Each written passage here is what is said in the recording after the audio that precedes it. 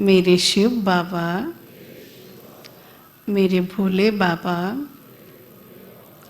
बाबा शुक्रिया बाबा, शुक्रिया बाबा, दिल से शुक्रिया, दिल से शुक्रिया।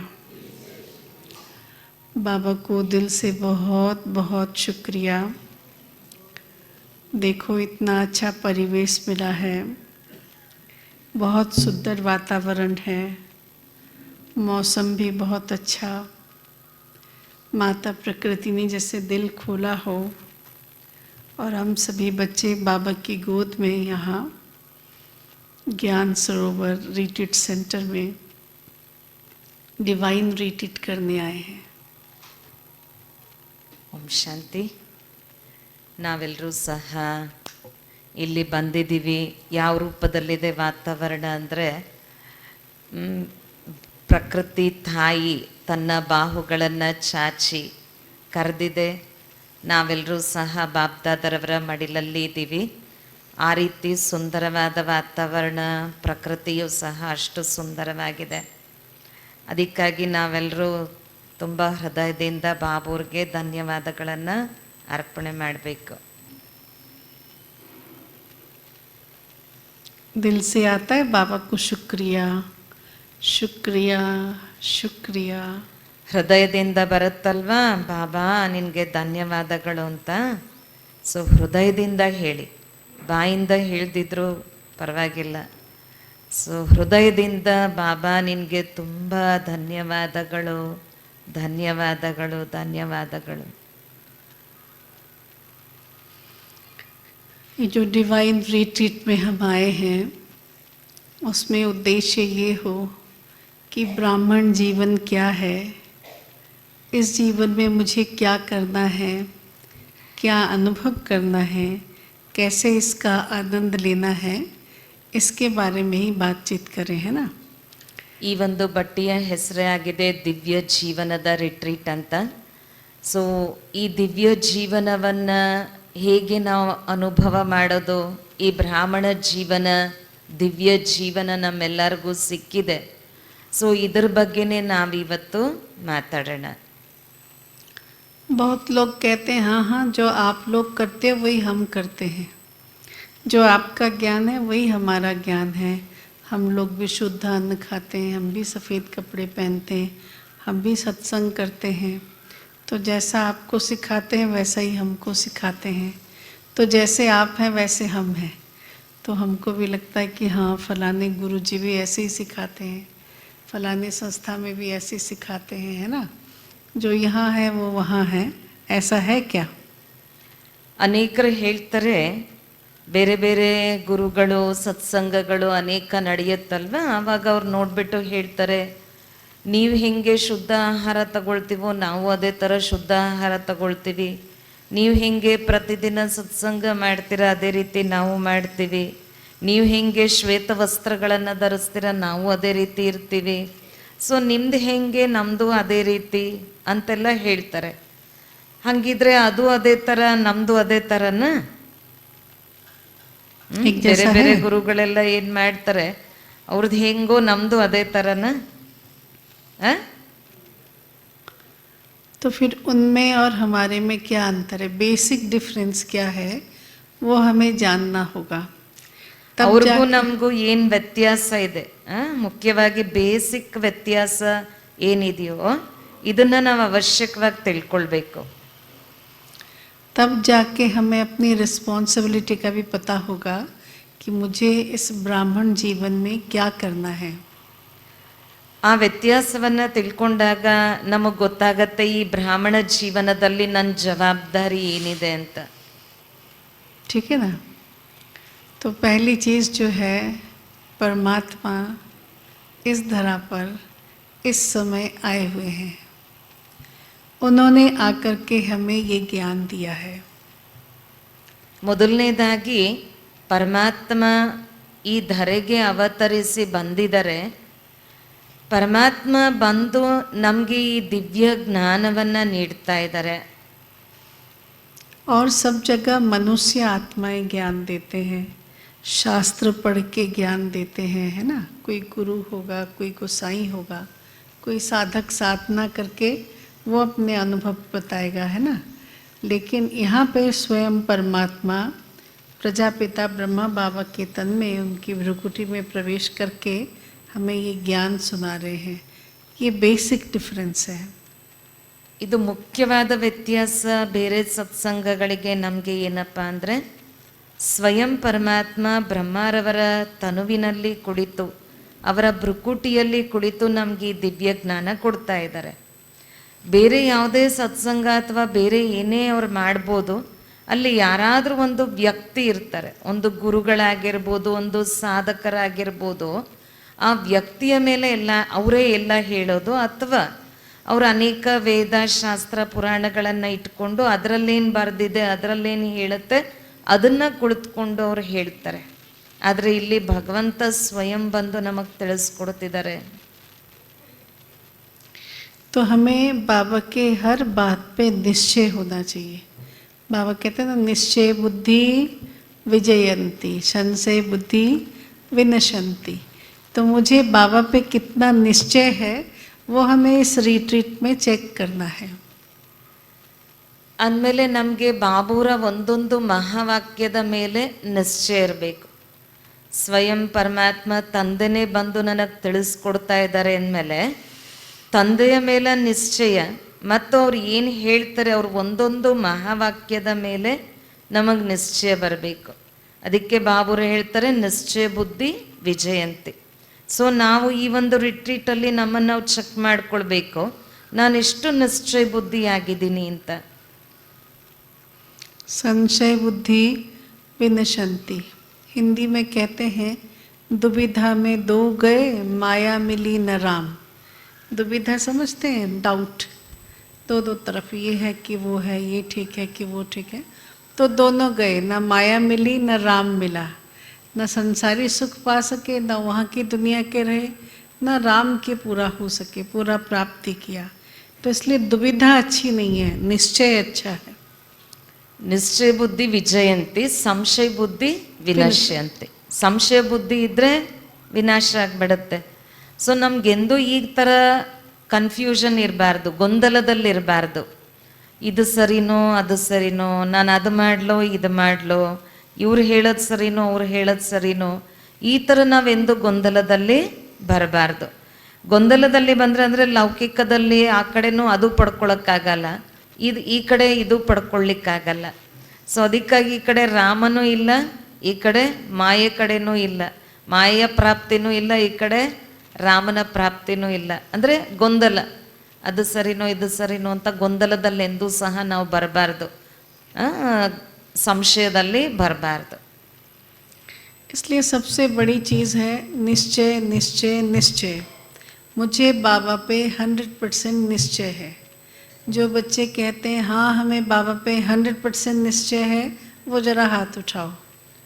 ಸೊ ನಮಗಿರ್ಬೇಕಾಗಿದೆ ನಿಶ್ಚಯ, ನಿಶ್ಚಯ ನಿಶ್ಚಯ ನಿಶ್ಚಯ, 100% ನಿಶ್ಚಯ.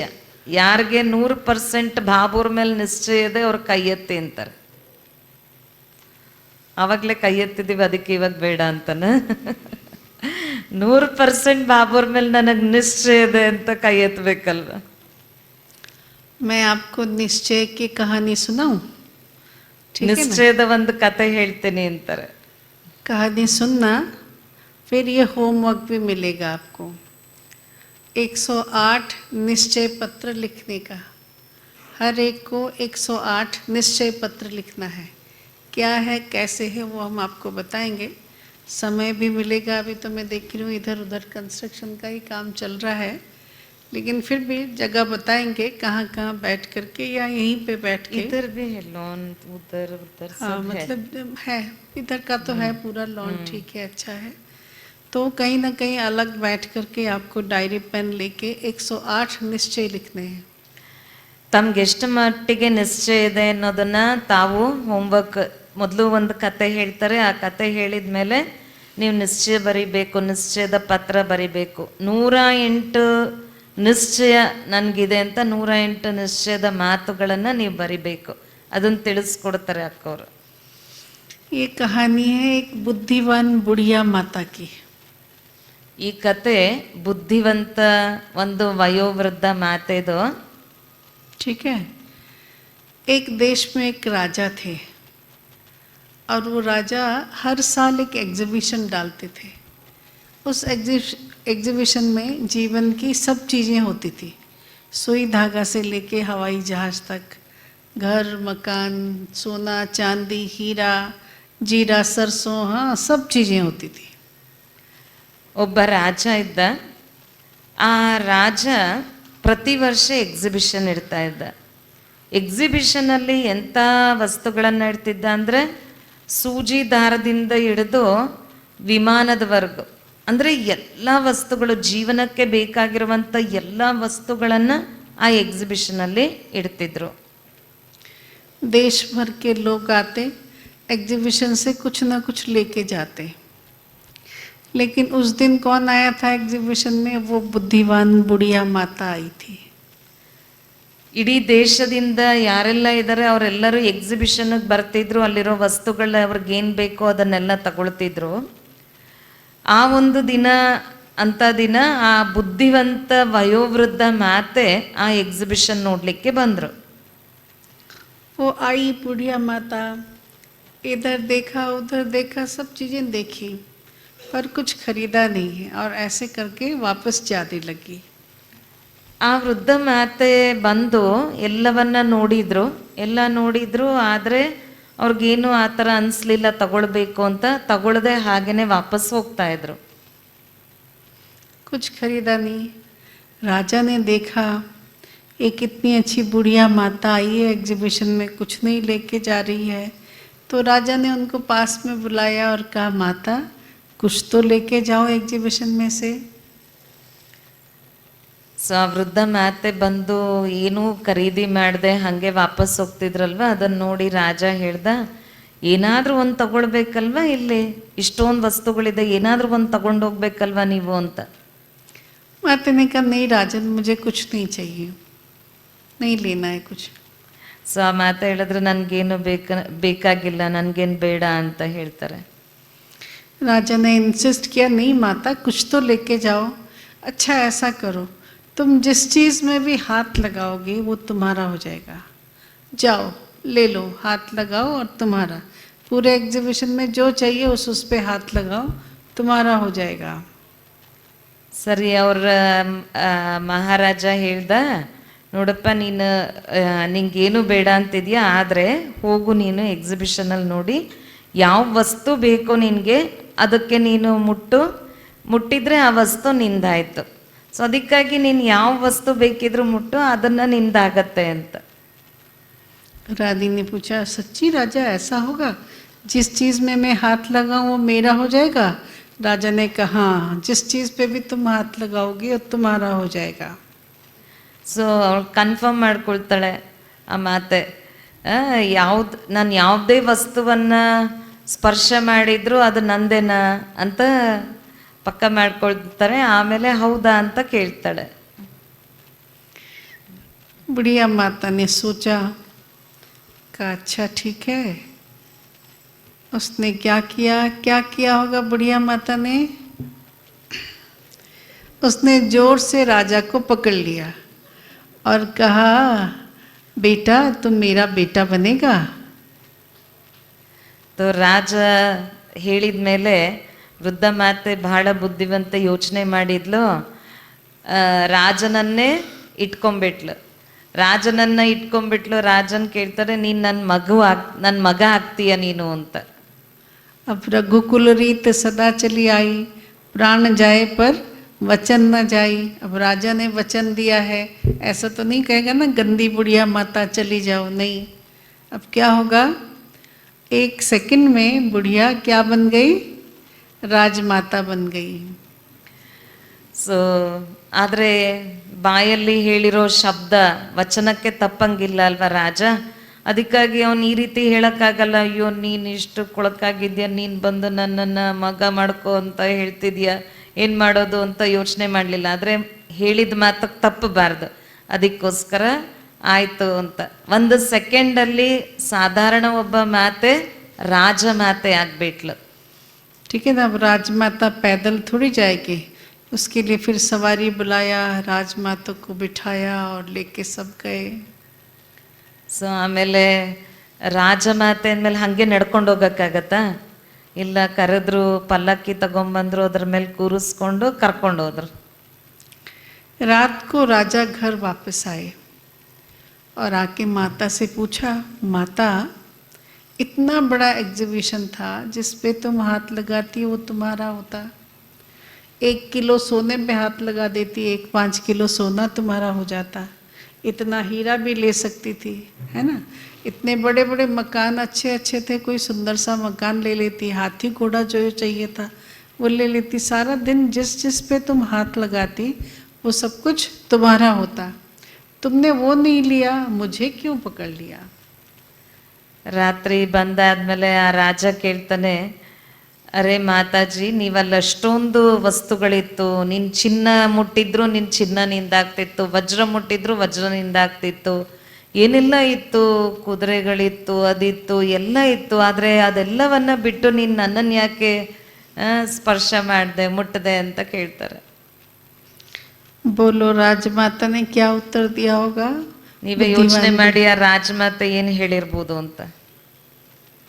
क्या उत्तर दिया होगा।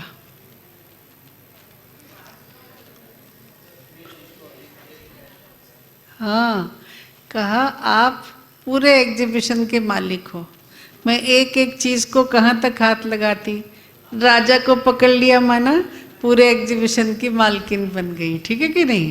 हाँ, ರಾಜಮಾತೆ ಆಗ್ಬಿಟ್ರಲ್ವಾ. ಅವಾಗ ಹೇಳಿದ್ರು ಅವರು, ಒಂದೊಂದು ವಸ್ತು ಮುಟ್ಟಿ ಮುಟ್ಟಿ ಯಾಕೆ ನಾನು ನಂದು ಅಂತ ತಗೊಳ್ಳಿ, ಆ ಎಕ್ಸಿಬಿಷನ್ಗೆ ಮಾಲೀಕನೇ ನೀನು, ಆ ಮಾಲೀಕನ ನೀನೇ ನನ್ನವನಾಗ್ಬಿಟ್ರೆ ಇನ್ನು ಅದನ್ನ ಒಂದೊಂದು ವಸ್ತು ನನಗೇನು ಬೇಕು, ಎಲ್ಲದೂ ನಂದೇ ಆಗೋಯ್ತಲ್ವಾ ಅಂತ.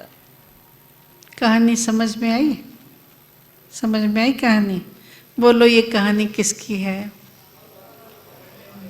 हाँ, अब देखो, राजा तो शिव बाबा है, पर क्या मैं बुद्धिवान बुढ़िया माता हूँ जिसने जोर से राजा को पकड़ लिया है कि बाबा अब आप मेरे हो, मुझे दुनिया में और कुछ नहीं चाहिए, मेरा तो एक शिव बाबा, दूसरा ना कोई। ಅರ್ಥ ಆಯ್ತಲ್ವಾ ಕತೆ? ರಾಜ ಅಂದ್ರೆ ಅರ್ಥ ಶಿವ ಬಾಬಾ. ಸೊ ಶಿವ ಬಾಬೂರ್ನ ನಮ್ಮೂರನ್ನಾಗಿ ಮಾಡ್ಕೊಂಡ್ಬಿಟ್ರೆ ಸರ್ವಸ್ವ ನಮ್ಮದೇ ಆಗೋಯ್ತು. ಸೊ ಶಿವ ಬಾಬಾನೇ ನನ್ನವರು ಅಂದಮೇಲೆ ಎಲ್ಲನೂ ನಮ್ದು ಆಗೋಯ್ತಲ್ವಾ. ನನಗಂತೂ ಒಬ್ಬ ಶಿವ ಬಾಬಾ ಬಿಟ್ಟರೆ ಬೇರೆ ಯಾರೂ ಇಲ್ಲ, ಆ ರೀತಿ ಅಲ್ವಾ. तब ये मुझे देखना मैंने जीवन में क्या किया है। बाबा को पकड़ लिया है कि चीज़ों के पीछे भी भाग रहा हूँ, मुझे ये भी चाहिए वो भी चाहिए, यहाँ भी हाथ लगाओ, वहाँ पे भी थोड़ा सा आलू चाहिए, थोड़ा बैंगन चाहिए, थोड़ा घोड़ा चाहिए, 1-2 हाथी चाहिए। कहाँ जा रहा हूँ, किसको पकड़ा है मैंने। क्या मैंने ये पक्का निश्चय कर लिया है, मेरा तो एक शिव बाबा, दूसरा ना कोई। ಅಂದಮೇಲೆ ತಾವು ಯೋಚನೆ ಮಾಡಿ, ಈಗಲೂ ನಾನು ಆ ವಸ್ತು ಬೇಕು, ಈ ವಸ್ತು ಬೇಕು, ಅದು ಬೇಕು, ಇದು ಬೇಕು ಅಂತ ಕೇಳ್ಕೊಳ್ತೀನ, ಅಥವಾ ಬಾಬೂರ್ನೇ ನನ್ನವರನ್ನಾಗಿ ಮಾಡ್ಕೊಂಡ್ಬಿಟ್ಟಿದ್ದೀನ. ಬಾಬೂರ್ನ ನನ್ನವರನ್ನಾಗಿ ಮಾಡ್ಕೊಂಡ್ಮೇಲೆ ಬಾಬಾ ನೀನೇ ನನ್ನವರು ಅಂದಮೇಲೆ ಶಿವ ಬಾಬಾ ನಿನ್ನ ಬಿಟ್ಟರೆ ನನಗಿನ್ಯಾರೂ ಇಲ್ಲ, ಆ ರೀತಿ ನಾನು ಬಾಬೂರ್ನ ನನ್ನವರನ್ನಾಗಿ ಮಾಡ್ಕೊಂಡಿದ್ದೀನ, ನೀವು ನೋಡ್ಕೊಳ್ಳಿ. फिर माता को अब कोई भय है किसी चीज़ का, कोई इनसिक्योरिटी है नहीं। माता तो राजा के छत्र छाया के नीचे है। वैसे ही क्या मैंने बाबा पे उतना निश्चय रखा है कि मैं बाबा का बन गया, माना बाबा मिला सब कुछ मिला। ನಾನು ಆ ರೀತಿ ಬಾಬೂರ್ನ ಇಟ್ಕೊಂಡಿದ್ದೀನ, ಬಾಬಾ ಸಿಕ್ಕಿದ್ರು ಅಂದರೆ ಎಲ್ಲವೂ ಸರ್ವಸ್ವ ಸಿಕ್ಬಿಡ್ತು. ನಾವು ನೋಡ್ಕೊಳ್ಬೇಕು, ನನ್ನ ಬಾಬೂರ್ನ ಆ ರೀತಿ ಇಟ್ಕೊಂಡಿದ್ದೀನ. किया ऐसा पक्का पक्का निश्चय हुआ है बाबा पे, पकड़ लिया है बाबा को जोर से, सब कुछ उस पे न्योछावर कर दिया है कि और बोझ सिर पे रखा हुआ है। क्या किया है। ಬಾಬೂರ ಛತ್ರ ಛಾಯೆಲಿದ್ದೀನಿ ಅಂದಮೇಲೆ ನಾವು ಹೇಗಿರಬೇಕು, ಎಲ್ಲ ಹೊರೆಯನ್ನು ನಾನು ಬಾಬೂರು ಕೊಟ್ಟಿದ್ದೀನ, ಸರ್ವಸ್ವ ಬಾಬುರ್ಗೆ ಅರ್ಪಣೆ ಮಾಡಿದ್ದೀನ ಅಥವಾ ಇನ್ನೂ ಯಾವುದಾದ್ರೂ ಹೊರೆ ನನ್ನ ತಲೆ ಮೇಲಿದೆಯಾ?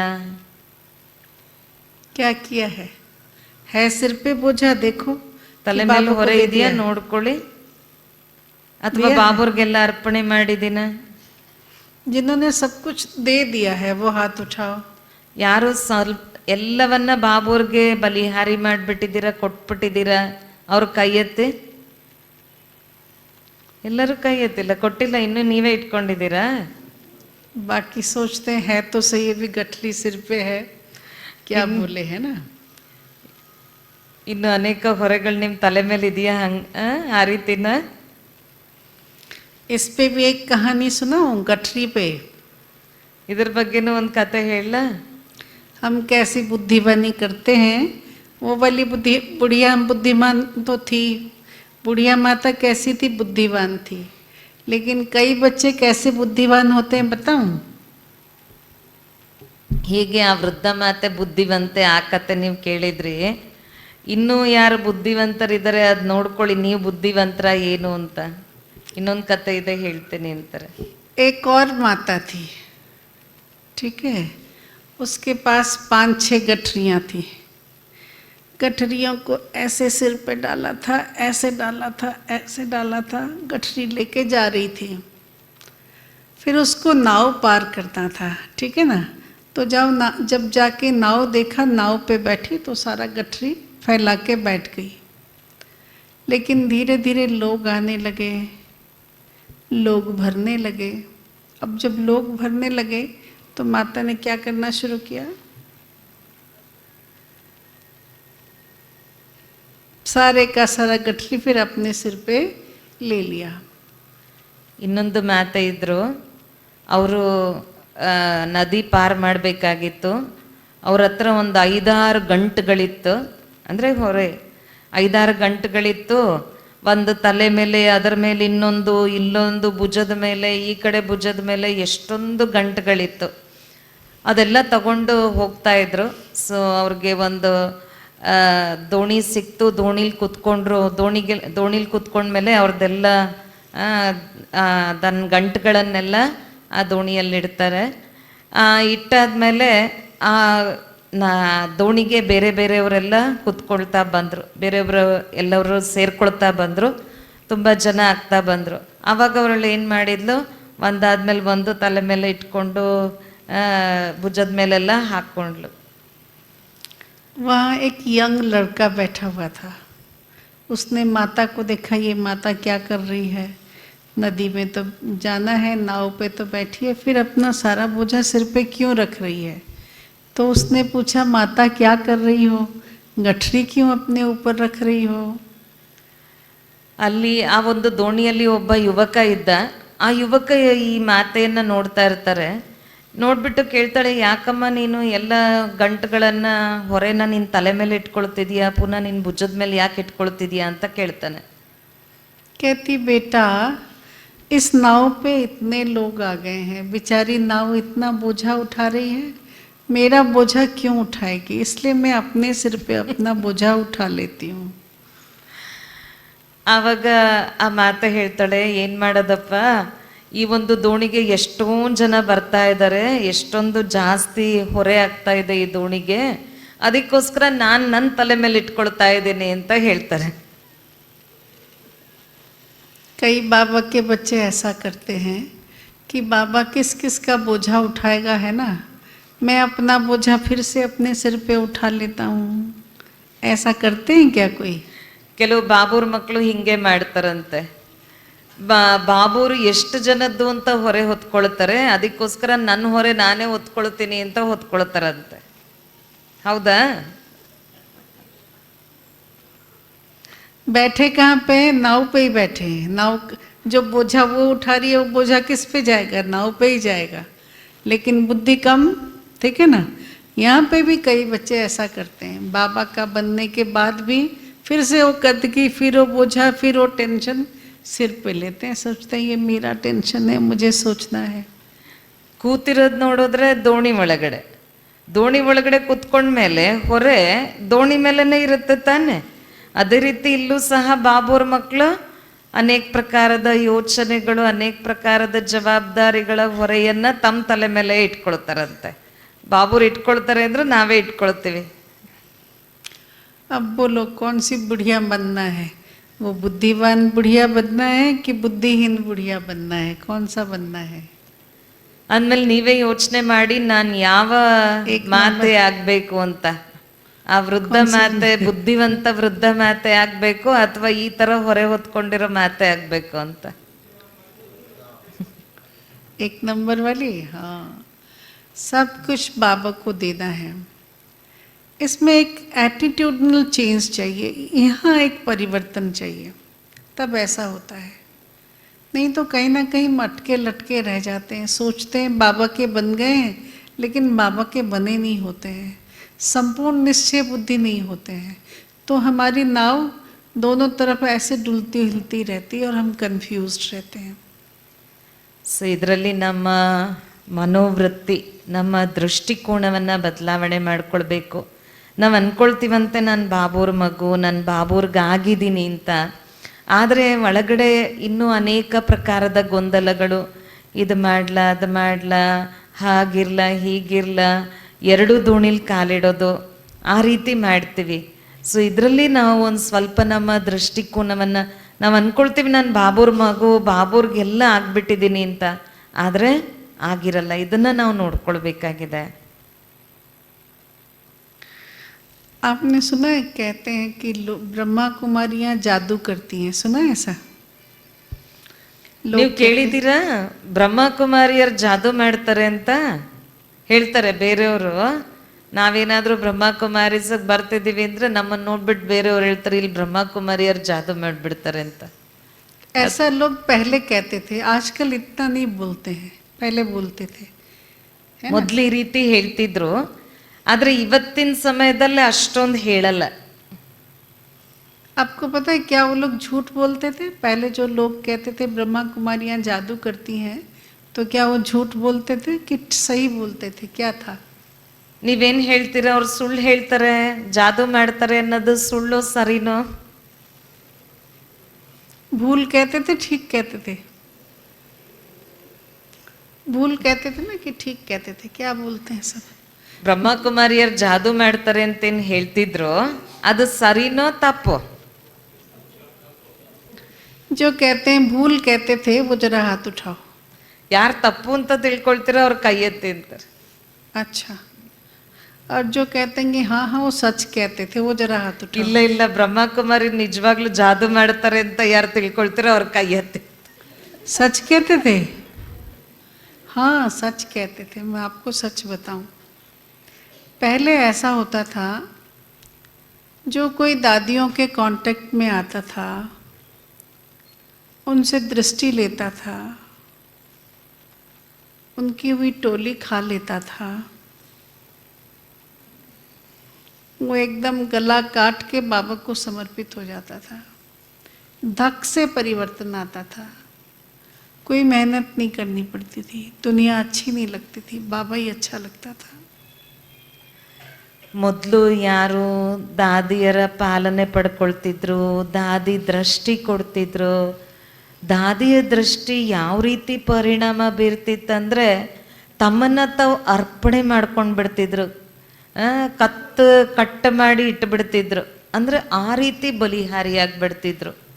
ಅಂದ್ರೆ ಬಾಬೂರ್ ಮಗು ಆದಮೇಲೆ, ಬಾಬಾ ಅಂತಂದ್ಮೇಲೆ ಎಲ್ಲ ಸರ್ವಸ್ವ ಸಮರ್ಪಣೆ ಮಾಡಿಬಿಡ್ತಿದ್ರು.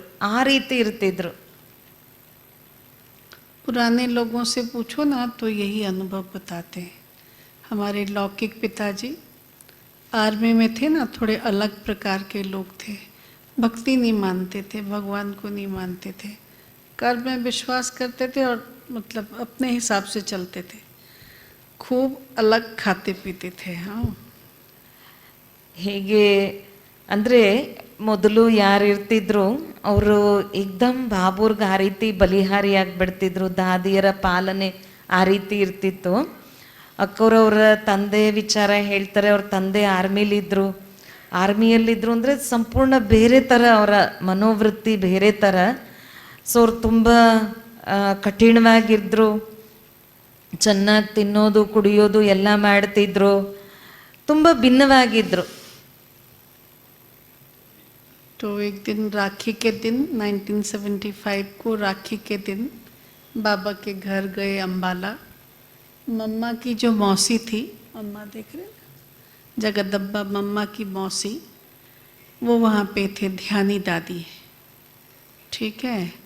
तो ध्यानी दादी के पास पिताजी राखी बंधाने गए। दादी ने राखी बांधी, दृष्टि दी, तो पिताजी ने खर्ची निकाल के देना चाहा। दादी ने कहा ये खर्ची हम नहीं लेते, हम जो मांगेंगे वो देना पड़ेगा। पिताजी ने कहा हाँ देंगे, आप मांग के देखिए क्या चाहिए, है ना। तो दादी ने कहा ऐसा करो, हमारे यहाँ 7 दिन का कोर्स होता है, जब तक आपका ये 7 दिन का कोर्स चले तब तक आपको सारी धारणाएं पालन करनी है। आप सोच के देखो, हाँ आजकल हम 6-7 साल तक भी धारणा ही नहीं बताते हैं कहीं चलाना चाहे।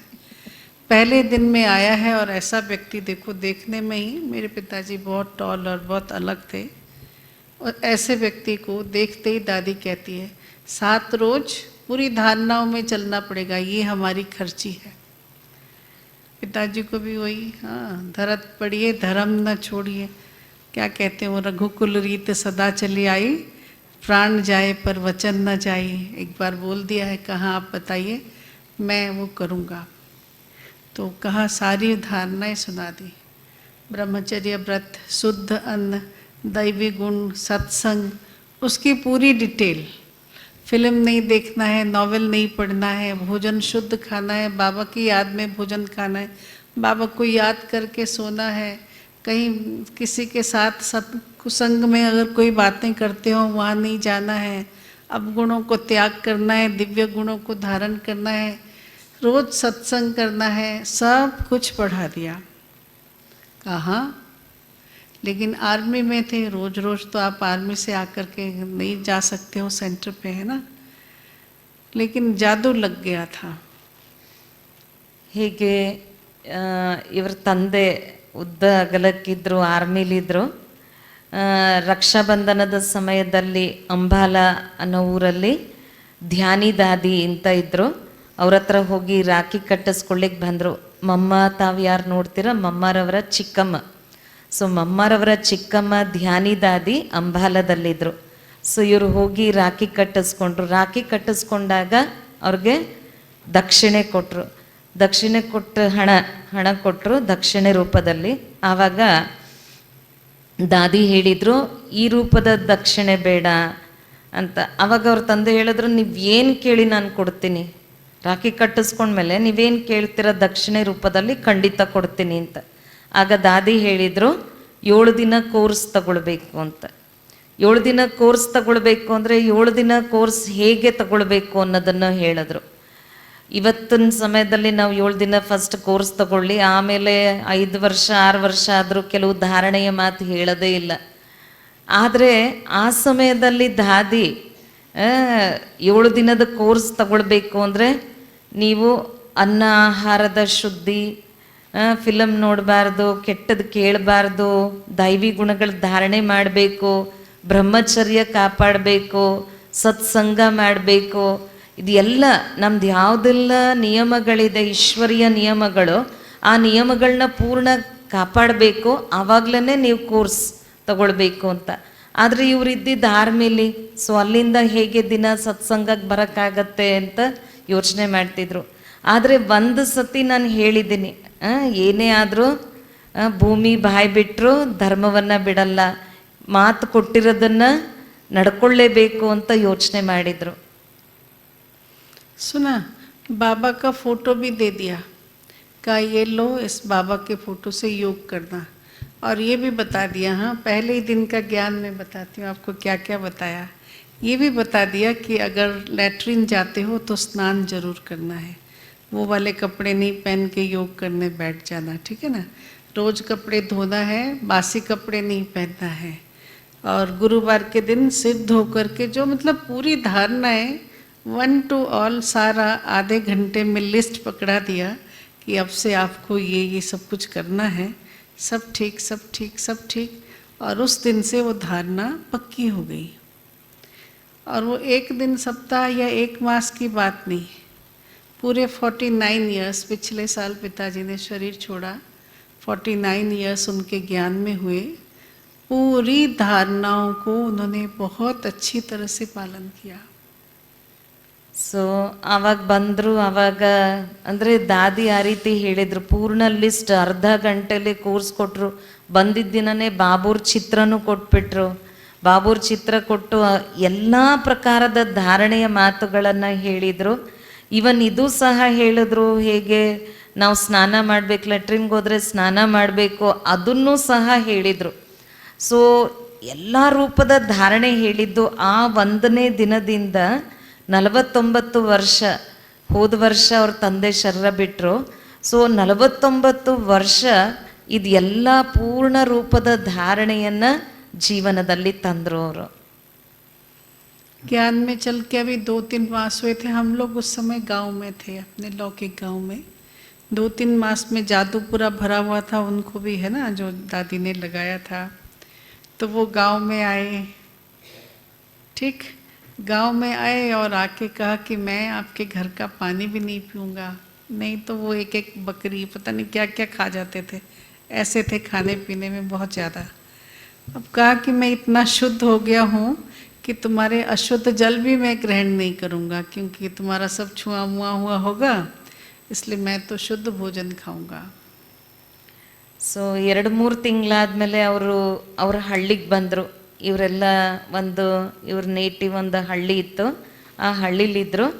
ಸೊ ಆ 3 ತಿಂಗಳಾದಮೇಲೆ ಅಲ್ಲಿ ಬಂದಾದ್ಮೇಲೆ ಅವರು ಹೇಳಿದರು, ನಿಮ್ಮ ಮನೆ ನೀರು ಕುಡಿಯಲ್ಲ ನಾನು ಅಂತ.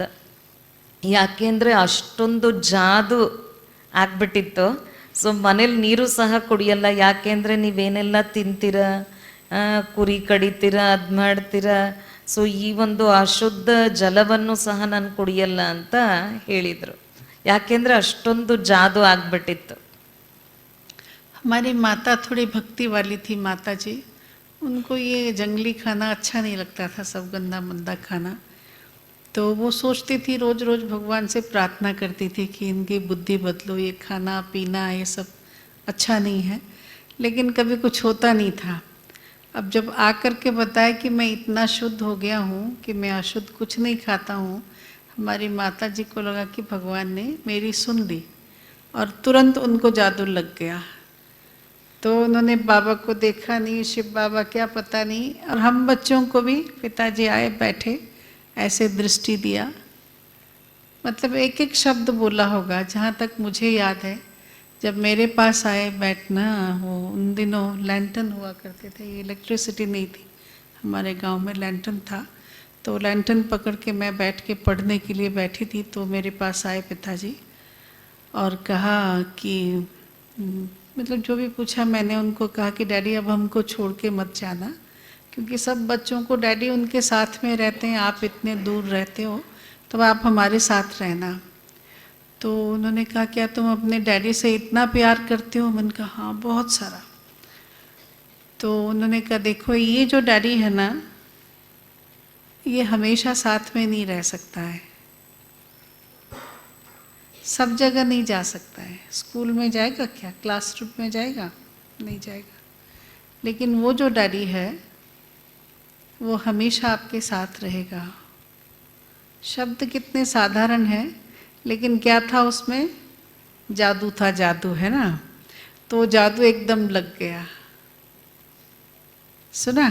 अब वो बाबा यहाँ बैठ गया कि इस डैडी से भी ज़्यादा अच्छा डैडी, जो हमेशा हर जगह साथ जाएगा, साथ निभाएगा, साथ देगा, इनसे भी ज़्यादा प्यार करने वाला है। कौन है वो? शिव बाबा, ब्रह्मा बाबा भी इतना कुछ नहीं पता था, कोई है मतलब बाबा है। बाबा ही बोला होगा उस समय, कुछ भी तो नहीं देखा था, कुछ भी तो नहीं पता था, लेकिन जीवन बदल गया। खाना पीना, लोगों को दृष्टि दे के देखना, सब बदल गया। वही लोग थे, अपने लोग। गांव में तो अपना ही फैमिली होता है ना, सब लोग अपने होते हैं, चाचा काका मामा ताया जो बाबा कहते हैं, और दादा की फैमिली और उनके दादा के फादर की फैमिली, वो सब इकट्ठे होते हैं। बच्चों के लिए जिस घर में अच्छा खाना बनता है वो बच्चों का घर होता है, ऐसा ही होता है ना। लेकिन 1 मिनट में ऐसा बदल गया। उसके बाद हमने कभी किसी लौकिक फैमिली वाले के यहाँ से पानी नहीं पिया, सब वृत्ति बदल गई। जबकि हमने आश्रम नहीं देखा है, ब्रह्मा कुमारी बहनें कैसे होती हैं नहीं पता है, शिव बाबा कौन नहीं पता, ब्रह्मा बाबा कौन नहीं पता, और जीवन बदल गया। ಸೊ ಅಣ್ಣವರು ಅವ್ರ ತಂದೆ ಬರ್ತಾರೆ ಊರಿಗೆ ಬಂದಾಗ ಅವ್ರ ಅಶುದ್ಧ ನೀರು ಸಹ ಕುಡಿಯಲ್ಲ ಅಂತ ಹೇಳ್ತಾರೆ. ಆದರೆ ಇವ್ರ ತಾಯಿ ತುಂಬ ಭಕ್ತಿ ಮಾಡ್ತಿದ್ರಿಂದ ಅವ್ರಿಗೆ ಇದೆಲ್ಲ ಅಶುದ್ಧ ಊಟ ಎಲ್ಲ ಇಷ್ಟ ಆಗ್ತಿರ್ಲಿಲ್ಲ. ಸೊ ಯಾವಾಗ ಇವ್ರು ಬಂದು ಇದನ್ನೆಲ್ಲ ನಾನು ತಿನ್ನಲ್ಲ ಕುಡಿಯಲ್ಲ ಅಂದರೂ ಅವ್ರ ತಾಯಿಗನ್ಸುತ್ತೆ, ಅರೋ ನನ್ನ ಭಕ್ತಿಗೆ ಫಲ ಸಿಕ್ಬಿಡ್ತು, ನಾನು ದಿನ ಕೇಳ್ಕೊಳ್ತಿದ್ದೆ ಇದೆಲ್ಲ ಬೇಡ ಅಂತ. ಆದರೆ ಆ ಥರ ನಡ್ಕೊಳಕ್ಕಾಗ್ತಿರ್ಲಿಲ್ಲ. ಆದರೆ ಯಾವಾಗ ಅವರ ತಂದೆ ಆ ಥರ ಹೇಳಿದ್ರು ಅವ್ರ ತಾಯಿಗನ್ನಿಸ್ತು ನನ್ನ ಮಾತು ಭಗವಂತ ಕೇಳಿಬಿಟ್ಟ ಅಂತ. ಅವರು ಆ ಸೆಕೆಂಡಲ್ಲೇ ಅವ್ರ ಜೀವನವನ್ನು ಪರಿವರ್ತನೆ ಮಾಡ್ಕೊಂಬಿಟ್ರು. ಆಮೇಲೆ ಅವ್ರ ತಂದೆ ಎಲ್ರಿಗೂ ಸಹ ಜ್ಞಾನ ಹೇಳಿದರು. ಜ್ಞಾನ ಅಂದರೆ ಸಾಧಾರಣ ಶಬ್ದದಲ್ಲಿ ಒಂದೆರಡು ಮಾತು ಆ ಥರ ಹೇಳಿದರು. ಆವಾಗ ಇವ್ರು ಹೇಳಿದರು, ಇವ್ರು ತುಂಬ ಚಿಕ್ಕವರು, ಲ್ಯಾಂಟ್ರನ್ ಇಟ್ಕೊಂಡು ಓದ್ಕೊಳ್ತಿದ್ರು.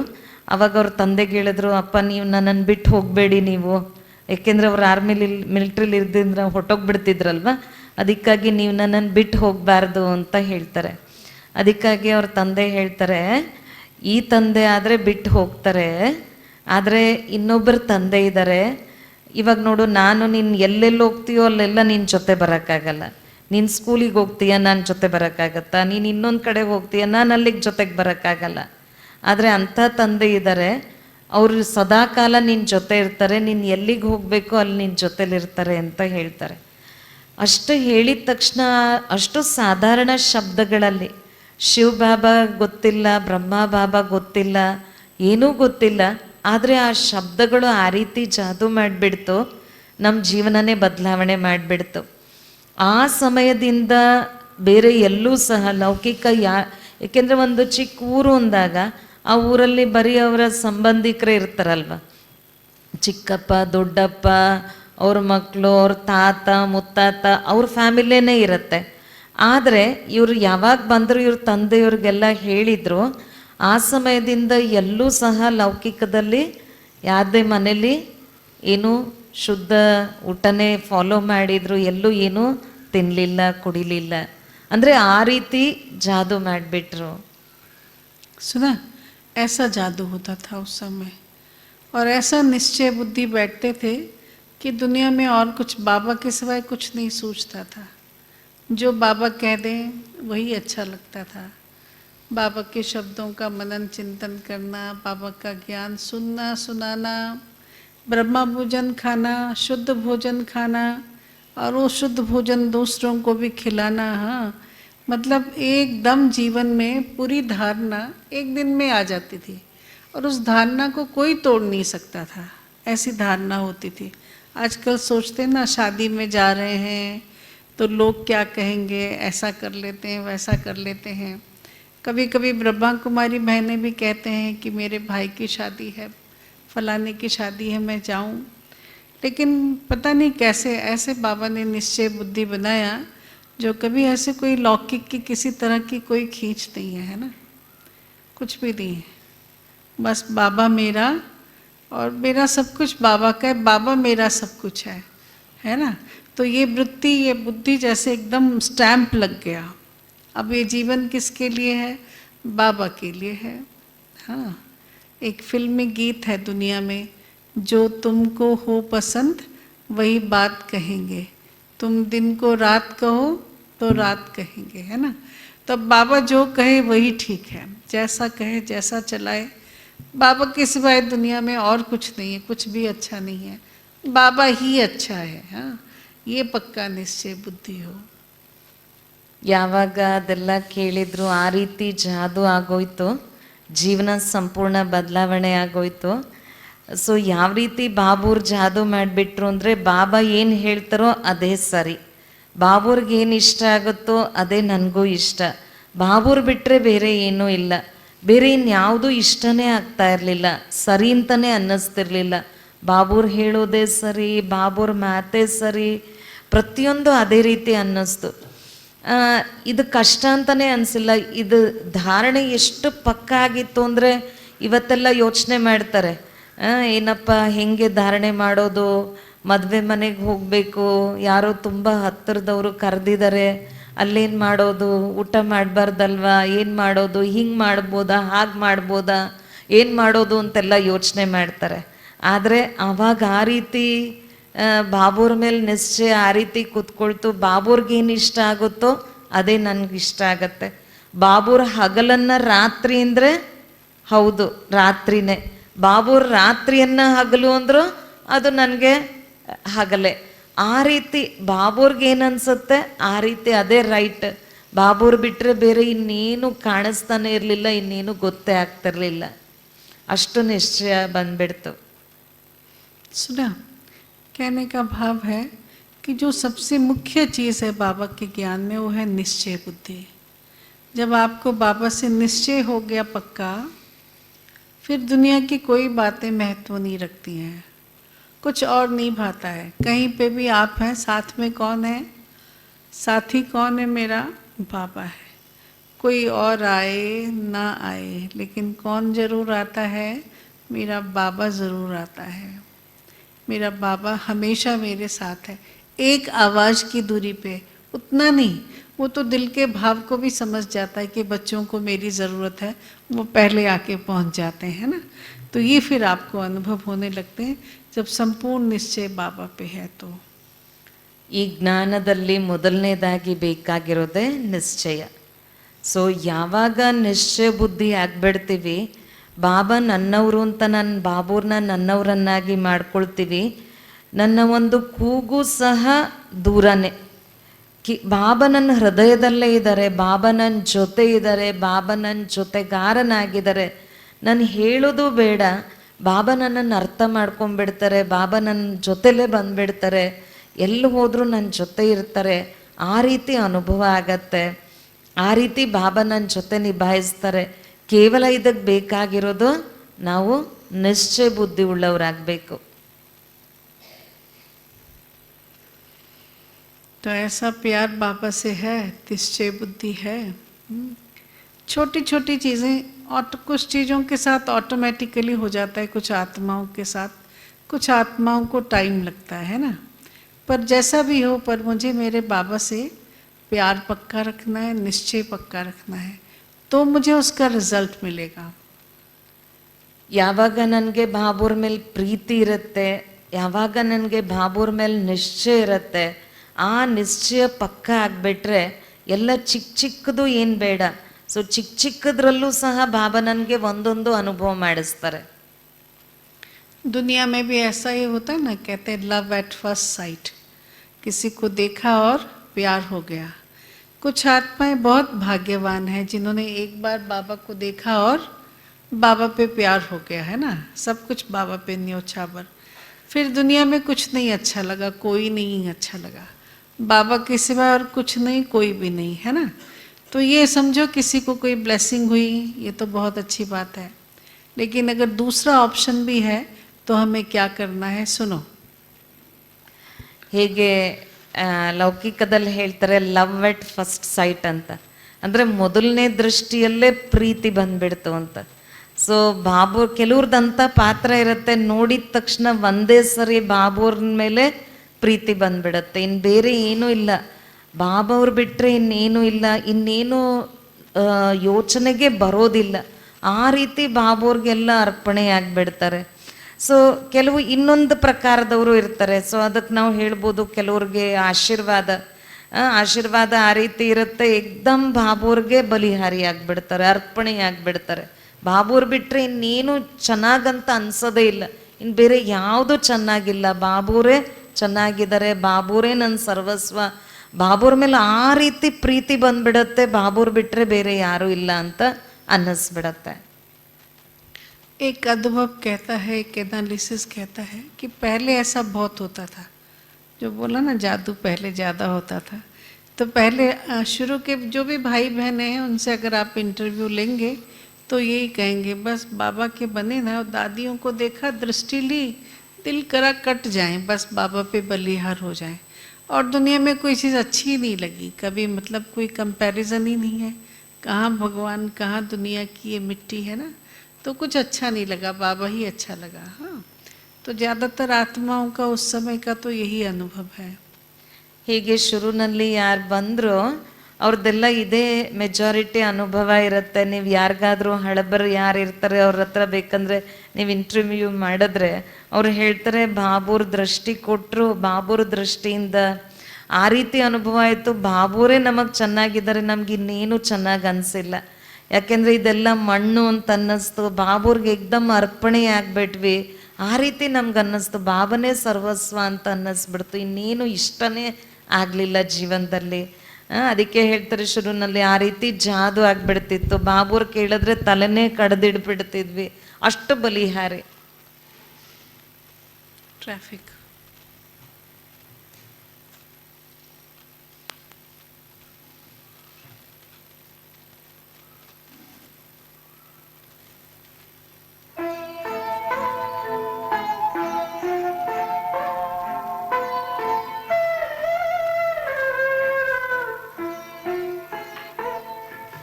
शिव पिता को अब याद करो, मुक्ति धाम तुम्हें जाना है। अपने सुकर्मों के बल पर ही सतयुग में तुमको आना है। शिव पिता को अब याद करो।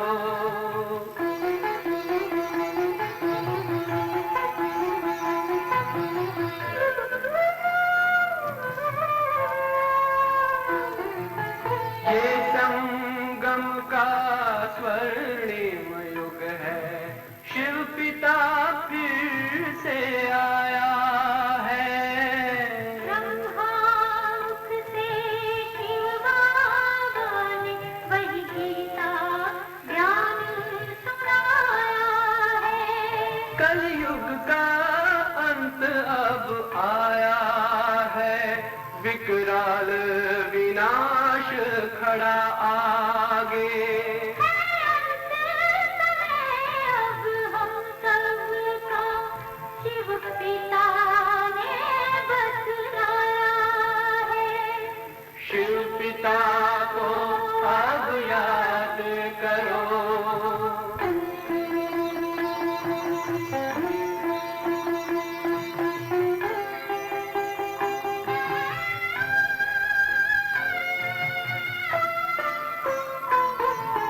पांडव शिव शक्ति सेना की रणभेरी अब फिर बजती है।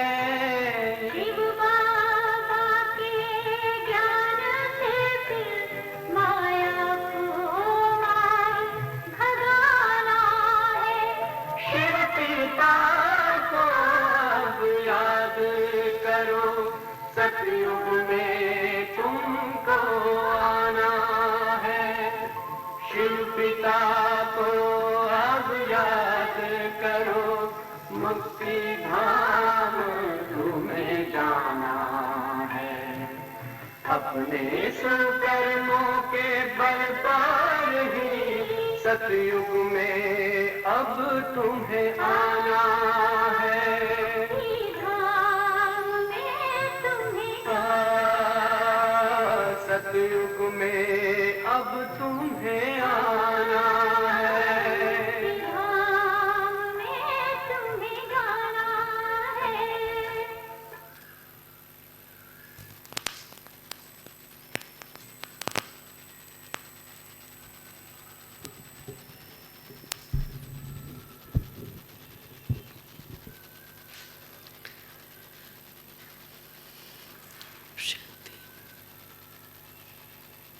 सुना, एक तो ये है बाबा से प्रीत हो गया, कब हुआ कैसे हुआ पता नहीं चला, और बाबा पे मर गए मिट गए, बाबा ही जहान है, बाबा ही संसार है।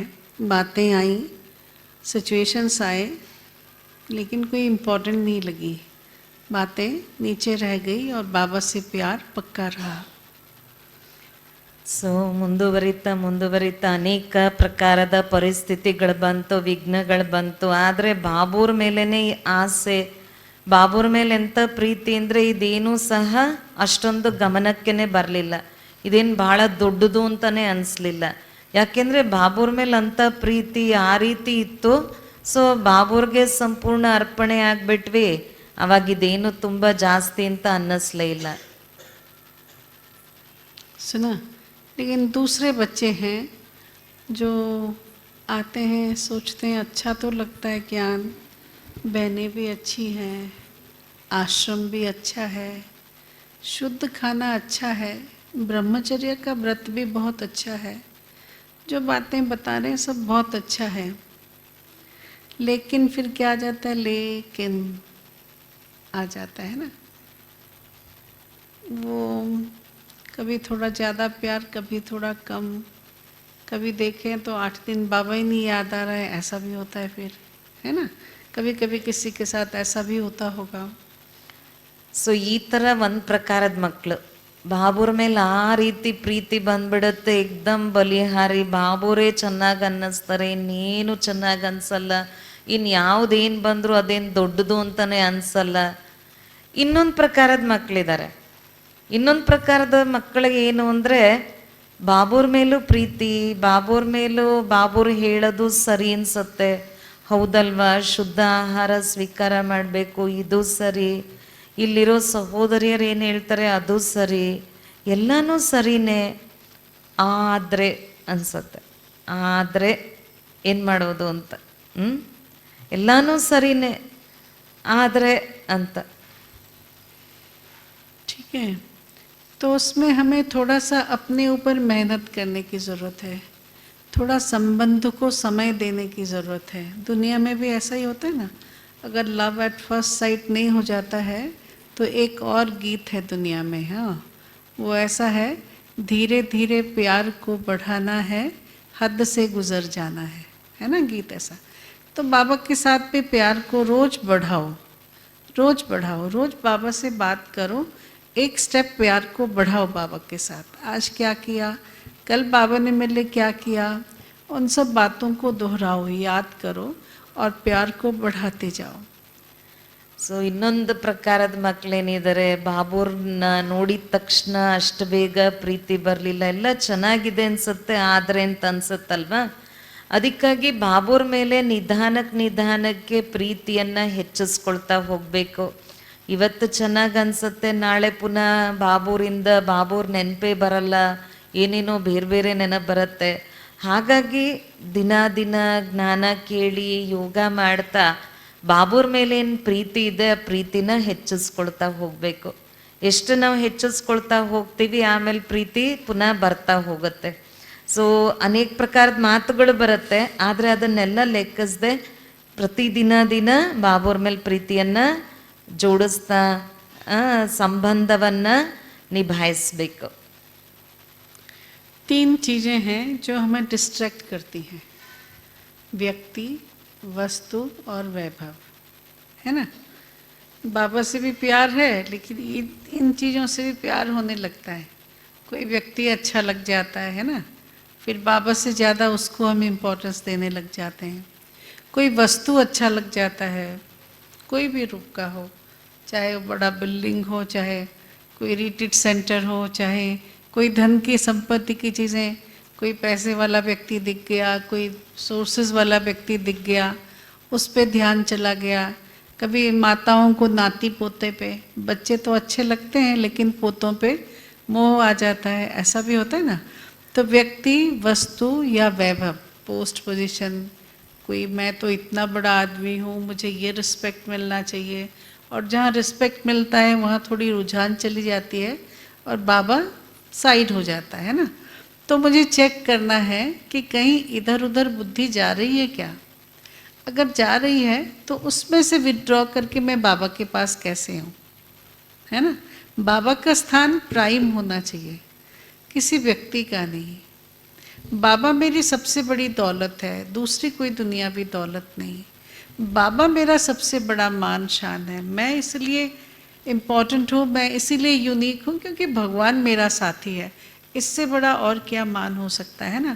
तो इन सब चीज़ों को स्टडी करके मुझे फिर से बाबा के पास जाना है। जब मन इधर गया फिर बाबा के पास आओ और हर चीज़ को बाबा के साथ जोड़ लो। तो देखना रोज़ थोड़ा थोड़ा थोड़ा करके बाबा से इतना प्यार हो जाएगा कि फिर बाबा संसार लगेगा, है ना। और कोई जो भी चीज़ें होंगी बाबा से शेयर करना अच्छा लगेगा, बाबा का ही केयर अच्छा लगेगा, बाबा का ही प्यार अच्छा लगेगा। ಸೊ ಬಾಬೂರ್ ಮೇಲೆ ಪ್ರೀತಿಯನ್ನ ಹೆಚ್ಚಿಸ್ಕೊಳ್ತಾ ಹೋಗಬೇಕು.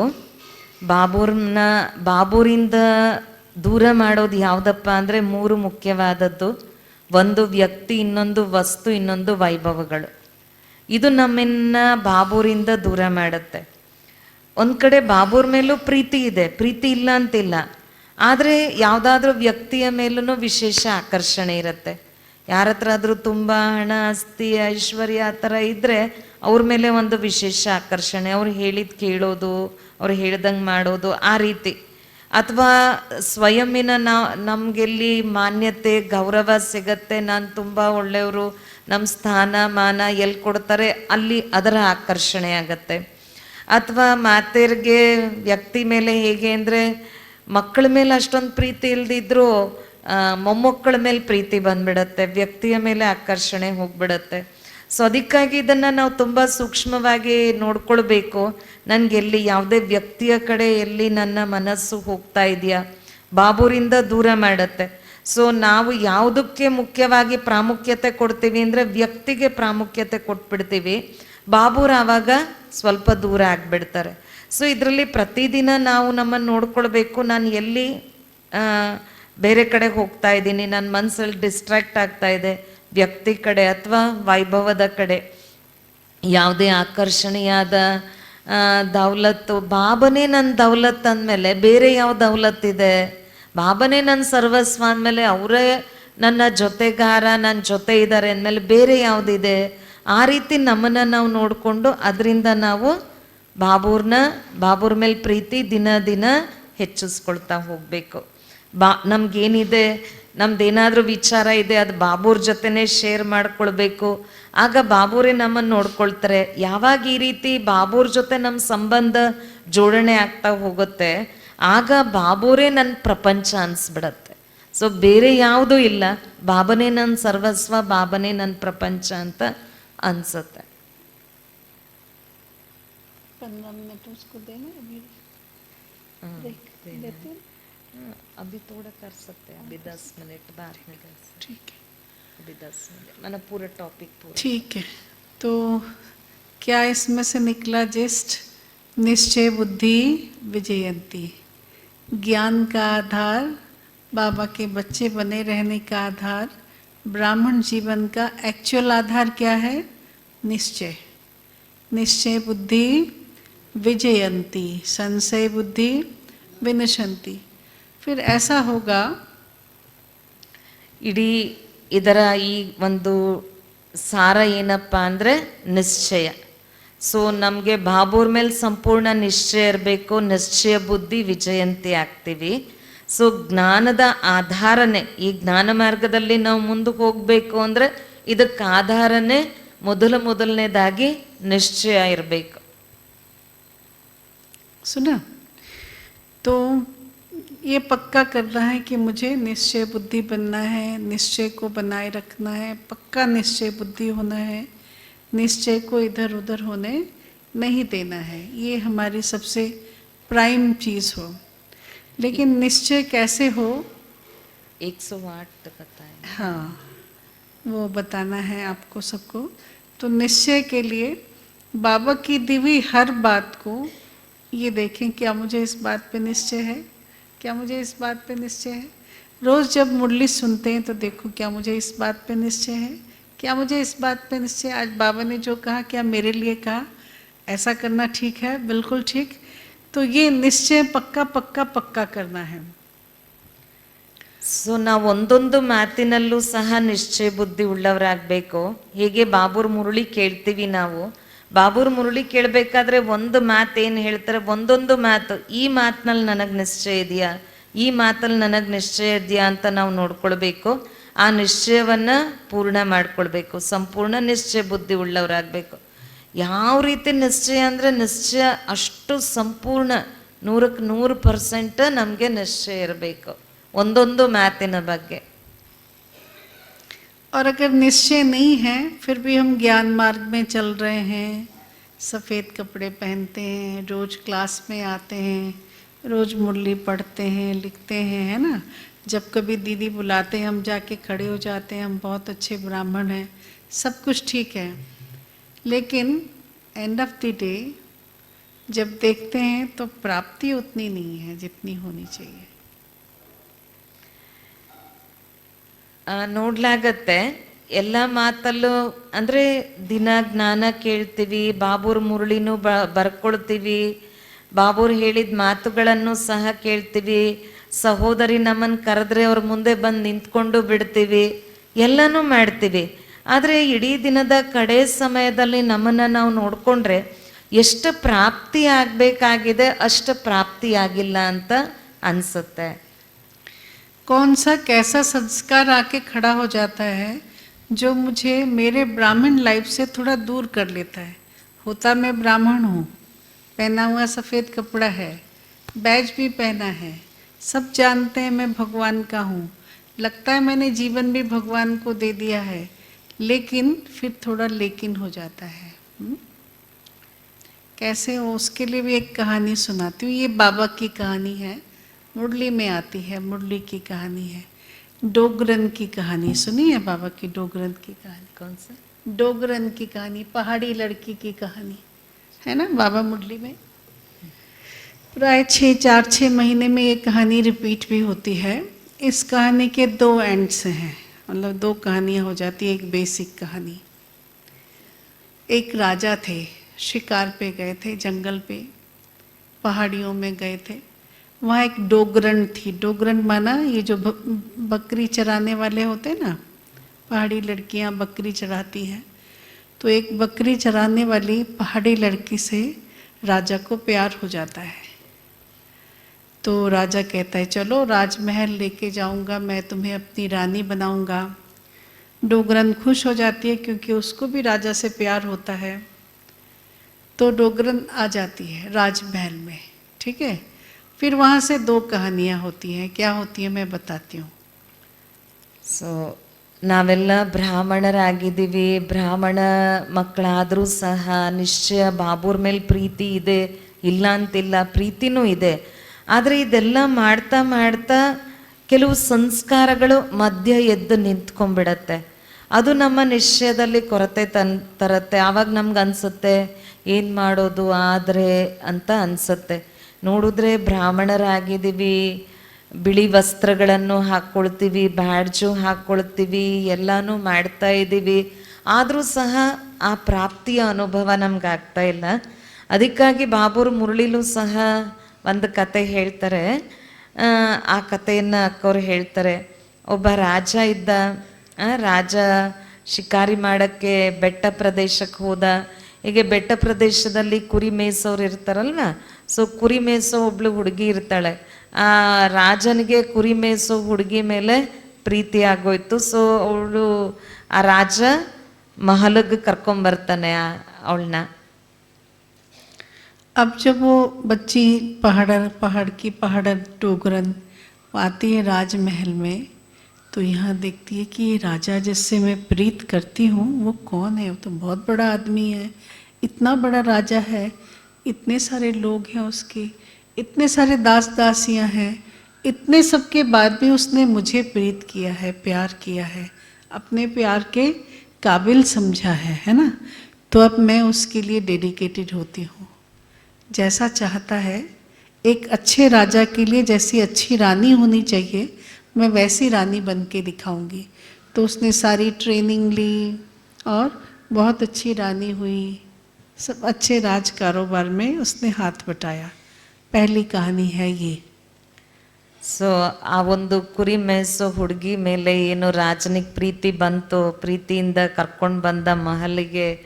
ಸೊ ಅದೆಲ್ಲ ನೋಡಿಬಿಟ್ಟು ಇಷ್ಟೊಂದು ಜನ ದಾಸಿಯರಿದ್ದಾರೆ, ಇಷ್ಟೊಂದು ಜನ ಸೈನಿಕರಿದ್ದಾರೆ, ಇಷ್ಟೊಂದೆಲ್ಲ ಮಹಲಿದೆ, ಇದೆಲ್ಲ ನೋಡ್ಬಿಟ್ಟು ಇದೆಲ್ಲ ಇದ್ದರೂ ಸಹ ರಾಜನಿಗೆ ನನ್ನ ಮೇಲೆ ಪ್ರೀತಿ ಬಂತು, ನಾನು ಈ ಪ್ರೀತಿ ನಿಭಾಯಿಸ್ಬೇಕು.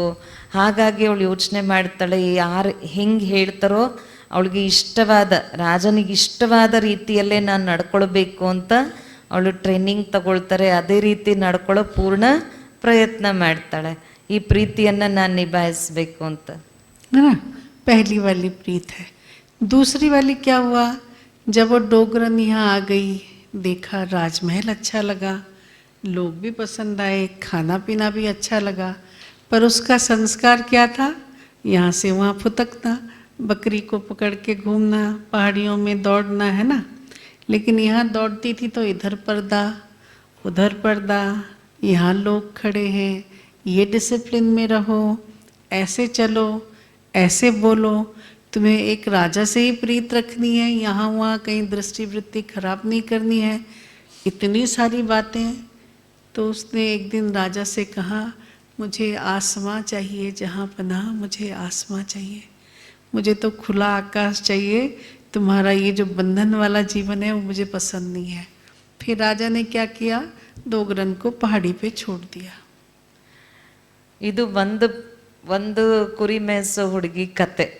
ಇನ್ನೊಂದು ಪ್ರಕಾರದ್ದು. ಸೊ ಆ ಹುಡುಗಿನೂ ಸಹ ಬರ್ತಾಳೆ, ರಾಜನ್ಗೆ ಪ್ರೀತಿ ಬರುತ್ತೆ. ಅವಳು ನೋಡ್ತಾಳೆ, ಈ ಮಹಲ್ ಎಷ್ಟು ಚೆನ್ನಾಗಿದೆ, ಇದೆಲ್ಲ ಎಷ್ಟು ಚೆನ್ನಾಗಿದೆ, ಇದೆಲ್ಲ ಆಯಿತು, ಎಲ್ಲ ಚೆನ್ನಾಗಿ ಅನ್ನಿಸ್ತು. ಆದರೆ ಏನಂದರೆ ಅವಳು ಯಾವಾಗಲೂ ಹೊರಗಡೆ ಇದ್ದು ಅಭ್ಯಾಸ, ಅವಳಿಗನ್ಸುತ್ತೆ ನನಗೆ ತೆರೆದಿರುವಂಥ ಆಕಾಶ ಬೇಕು, ನಾನು ಈ ಕಡೆ ಓಡಾಡೋಕ್ಕೆ ಹೋಗ್ತಾಳೆ, ಆ ಕಡೆ ಓಡಾಡಿದ್ರೆ ಪರ್ದೆ ಇದೆ, ಈ ಕಡೆ ಓಡಾಡಿದ್ರೆ ಜನ ಇದ್ದಾರೆ, ಮುಂದೆ ಹೋದರೆ ಅಲ್ಲಿ ಅವ್ರು ನೋಡ್ತಾರೆ, ಅರೆ ಇಲ್ಲಿ ಇದೇ ರೀತಿ ಮಾತಾಡಬೇಕು, ಹೀಗೆ ಓಡಾಡಬೇಕು, ಇದೆಲ್ಲ ನನ್ನ ಕೈಯಲ್ಲಾಗಲ್ಲಪ್ಪ, ಈ ರೀತಿ ಇರೋಕ್ಕಾಗಲ್ಲ. ನೋಡಿದ್ರೆ ಎಲ್ಲ ಚೆನ್ನಾಗಿದೆ, ಮಹಲ್ಲು ಚೆನ್ನಾಗಿದೆ, ರಾಜನ್ಗೂ ನನ್ನ ಮೇಲೆ ಪ್ರೀತಿ ಇದೆ, ಅದು ಚೆನ್ನಾಗಿದೆ. ಆದರೆ ಈ ಬಂಧನದಲ್ಲಿ ನಾನು ಇರೋಕ್ಕಾಗಲ್ಲಪ್ಪ, ನನಗೆ ತೆರೆದಿರುವಂಥ ಆಕಾಶ ಬೇಕು, ಚೆನ್ನಾಗಿರೋ ಗಾಳಿ ಬೇಕು ಅಂತ ಅದೇ ಸಂಸ್ಕಾರ. ಸೊ ಅದೇ ಇಷ್ಟ ಆಗುತ್ತೆ. ಕಡೆಗೆ ಅವಳು ಹೇಳ್ಬಿಡ್ತಾಳೆ, ನನಗಿದೆಲ್ಲ ಬೇಡ, ನಾನು ಹೋಗ್ಬಿಡ್ತೀನಿ ಅಂತ. ಆವಾಗ ಕರ್ಕೊಂಡೋಗಿ ಪುನಃ ರಾಜ ಅಲ್ಲೇ ಕರ್ಕೊಂಡೋಗಿ ಬಿಟ್ಬಿಡ್ತಾನೆ. ठीक है, अब ये कहानी हम बच्चों की है ना। प्यार तो हुआ है, बाबा से हुआ है कि नहीं हुआ है। जिसको बाबा से पक्का पक्का प्यार हुआ है वो जरा हाथ उठाओ, हाथ उठाओ, हाथ उठाओ, हाथ उठाते भाई देखो। हाँ, जिनको कच्चा कच्चा वाला प्यार, भाई अब छोड़ के चलो, मुझे और कहीं भी जाना है, ऐसे वाला जिसको प्यार हुआ है हाथ उठाओ। कच्चा कच्चा वाला प्यार नहीं हुआ है ना किसी को भी नहीं। लेकिन माया और पुराना संस्कार जो है वो हमको ऐसा बना देता है थोड़ा थोड़ा, है ना। बुद्धि इधर उधर भी जाती है, किसी और चीज़ में, कहीं कोई व्यक्ति में, कहीं कोई वस्तु में, कहीं किसी वैभव में, है ना। बुद्धि इधर उधर जाके लटक जाती है। फिर बाबा से जो प्यार की अनुभूति होनी चाहिए वो अनुभूतियाँ नहीं होती हैं, ठीक। तो फिर इन चीज़ों में रस आने लगता है, बाकी सब चीज़ों में रस आने लगता है।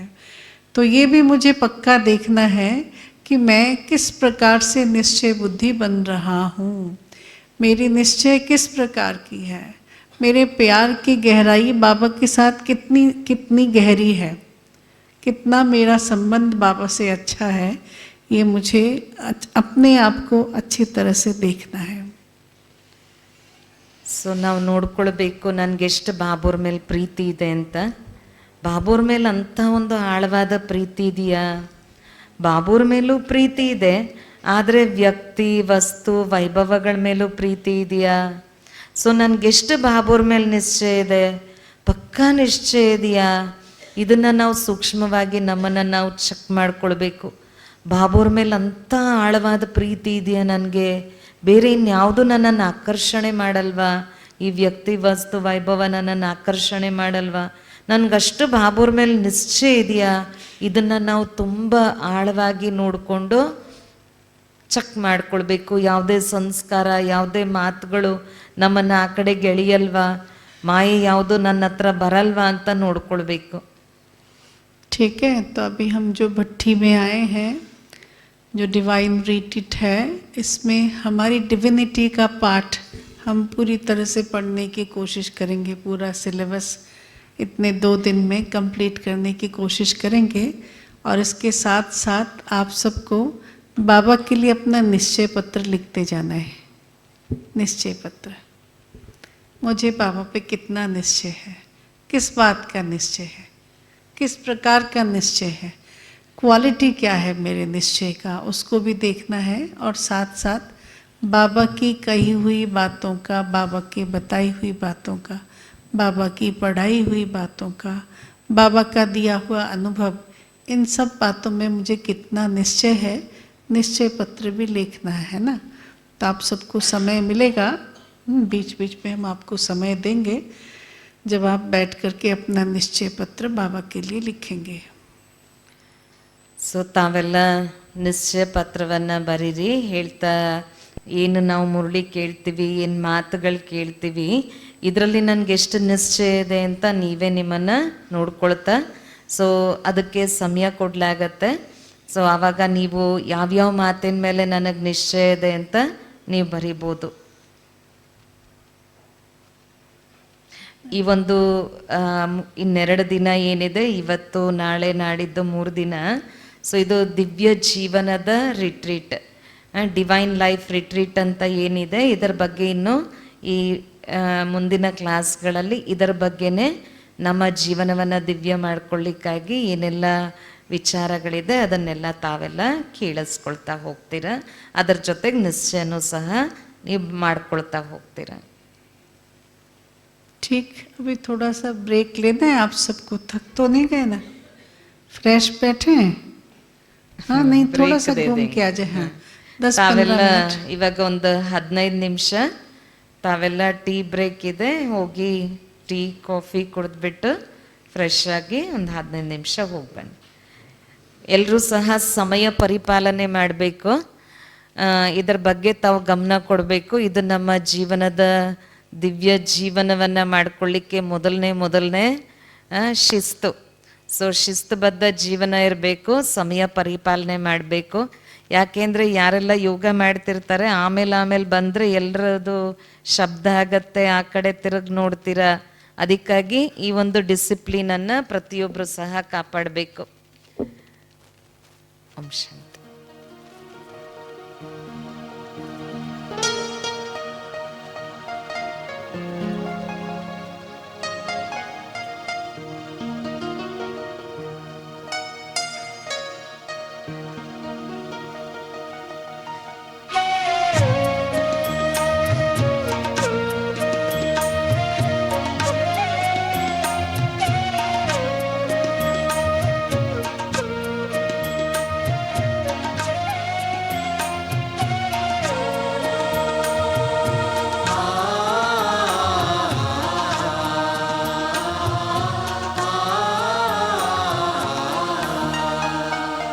ये जीवन प्रभु का हो गया, ये जीवन प्रभु का हो गया। क्या मुझे अब सोचना, उन्हीं संग बैठूं, उन्हीं संग खेलूं, उन्हीं संग बैठूं, उन्हीं संग खेलूं, उन्हीं से सब कुछ बोलना। ये जीवन प्रभु का हो गया, ये जीवन